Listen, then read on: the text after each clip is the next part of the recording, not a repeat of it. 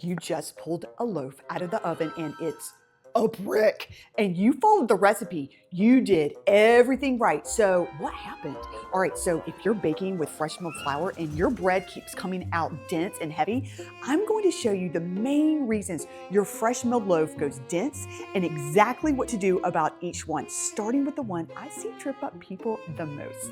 This is the big one. Your dough looks sticky and it feels scary. Like your instinct says, all right, I got to add more flour. Please don't. Here is what's actually happening. The fresh milled flour needs time to hydrate. Those bran pieces are absorbing water. So the dough that feels too wet at 5 minutes feels completely different at 20. So think of it like this. When you put on your thick face cream at night, it doesn't absorb in 10 seconds. You give it time. Your dough needs the same patience. So there's a difference between sticky and tacky. Sticky means it strings off your hands and it just leaves a big fat mess.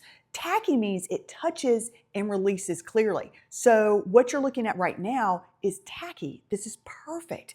I'm not adding a single extra gram of flour. So when you lock in too much flour, you're starving the yeast of the moisture it needs to do its job, and the dough cannot expand. It can't trap gas and it bakes up like a paperweight.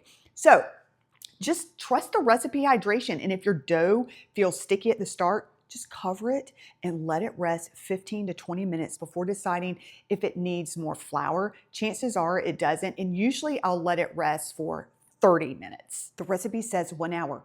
You check it 45 minutes and it is very, barely moved. You panic. I've done this before. You shape it anyway. This is where the bread is lost. Your first ferment, that's called the bulk fermentation, is where the yeast multiplies, produces gas, and it starts building all of its structure. And if you cut this short, none of that is complete. And here's the thing with fresh milled flour. It often takes longer than a white flour recipe, whatever it says, because the bran, remember, is interfering with that gluten development the whole time. So stop watching the clock, watch the dough. What you're looking for is the dough has visibly grown. It's not necessarily double, but it's bigger, it's puffy, it's dome on top. And when you gently press it, it's gonna spring back slowly. And you can see like there's bubbles on the surface or on the sides of the bowl.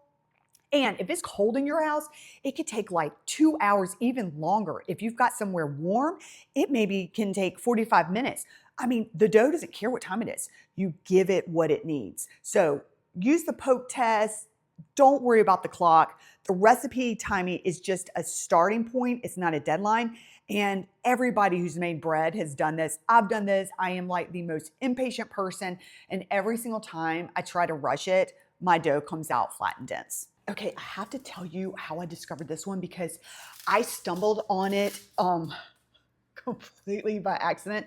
And I'd always done an autolyse with my bread, and that's where you just mix the flour and the water and then you let it rest before adding anything else. And by the way, this looks great, but it's just an extra step. And then one day I was really short on time, so I just threw everything in there together. So when I mean I threw everything, it was like my flour, my water, my eggs, my starter, my honey, my salt, everything. And I mixed it and I let it rest for 30 minutes before I started working the dough. And honestly, the bread was just as good, maybe even a little better. I don't know. So I started doing it that way every single time. And then I got curious and I looked it up. And it turns out that this is actually a real technique. It's called fermentalise. Just mix all your ingredients together, cover the bowl, and then walk away for 30 minutes before you touch it. Do something fun, or I don't do anything fun. I will be doing laundry. Yeast is a living thing. It's sluggish in the cold and it is active in the warm. So if your kitchen is sitting at 65 degrees, your dough is cold and your yeast is barely moving. So most yeast breads want to ferment somewhere between 75 and 80. And if you don't hit that range, the dough is still gonna rise. It's just gonna take a lot longer. And if you go by the clock instead of, reading the dough, you're gonna pull it too early and you're gonna end up with that dense bread every single time. So now I know that not everyone has a fancy oven with a bread proof setting. I don't either. And so here's what I actually do is I set my bowl right next to the fireplace, and the warmth from the fire is enough to create that cozy environment that the yeast loves. Okay, this is what you're looking for. Look at how it falls out of the bowl. It's not flat. It's holding its shape. It jiggles when I shake the bowl. I can see bubbles just under the surface. It's full of air. If your dough doesn't look like this when you turn it out, then that's telling you something. It's telling you it needs more time. Not more flour, not more kneading, just more time. I mean, that jiggle means it's structured. That means air. That means your bread is going to have a good rise and a tender crumb. Dense bread doesn't mean you're bad at baking.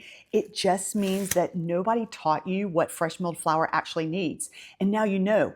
Don't rush the ferment. Don't panic about sticky dough. Let everything rest before you start working it. Find your warm spot and stick around because I said the main reasons, but I've actually got one more for you. Ooh, and there's one more, and it might, excuse me, actually be the most important one of all, because if this is your problem, none of the other 10,000 fixes will matter. Okay, it's your starter. So if your sourdough starter is not active when you mix it into your dough, your bread is not gonna rise. All right, so it doesn't matter how perfectly you handled your flour, how long you fermented, how warm your kitchen was. If it's a dead starter, that's gonna mean a dead loaf. So how do you know if your starter is active? So look at it. A healthy, active starter will have bubbles. You'll see them on the surface and throughout the jar. And it should look alive because it is alive. There's fermentation happening in there. All right, so do you see the difference? One has bubbles all the way through. That's what you want. One is flat and dense. So if your starter looks like that, don't use it. Feed it, give it time to wake up, and wait until it's bubbly and active before it goes anywhere near your dough. And a lot of people skip this check because they assume that their starter is fine. Well, I mean, I've done that before, but don't assume. Just look at it every single time before you bake. So again, before you mix anything, check your starter for bubbles. That's what I do. And if the bubbles aren't there, then feed it. And your bread cannot rise without a living, active starter. All right, so there you go. The main reasons your fresh milled bread is coming out dense, and exactly how to fix every single one of them. And if you want to see this whole process from berry to finished loaf, I have a video right here somewhere walking through my fresh milled sourdough sandwich spread start to finish. It is so good. I'll see you there.